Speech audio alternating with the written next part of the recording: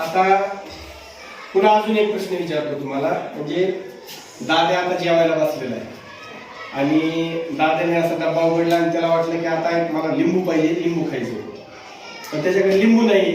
त्याला लिंबू किती पाहिजे? अर्धच लिंबू पाहिजे. मग त्याला आठवलं की मी जिथे जेवायला बसलोय जवळच एक लिंबाची बाग आहे, म्हणजे इथं काय आहे, लिंब आहे. म्हणून तो काय केला, त्याने डब्बा वगैरे गुंडाळला आणि अर्ध लिंबू आणण्यासाठी त्या बागेकडे गेला. पण बागेत जाताना त्याच्या लक्षात आलं की बागेला एकूण 7 गेट आहेत. किती गेट आहेत? 7 गेट आहेत, 7 गेट आहेत. आणि प्रत्येक गेटवर एक पहारेकरी किंवा चौकीदार तिथं बसलेला आहे. मग दादा तिथं गेला, दादाला तर अर्धाच लिंबू आणायचे.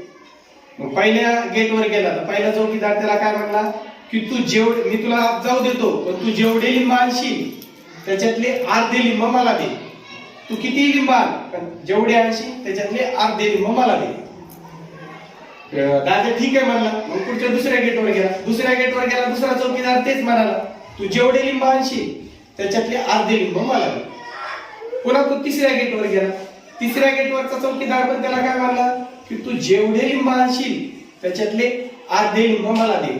असंच तो चौथ्या गेटवर गेला, 5व्या गेटवर गेला, 6व्या गेटवर गेला आणि 7व्या गेटवर गेला. सगळे चौकीदार त्याला काय म्हणले की तू जेवढे लिंब आणशील त्याच्यातले अर्धे लिंब मला दे.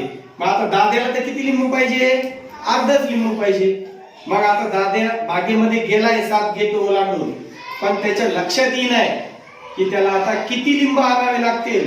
म्हणजे ते 7 गेट पुन्हा ओलांडून वापस आल्यानंतर त्याच्याकडे अर्धच लिंबू शिल्लक राहील. त्याला त्या बागेतून आता किती लिंब आणावे लागतील सांगा.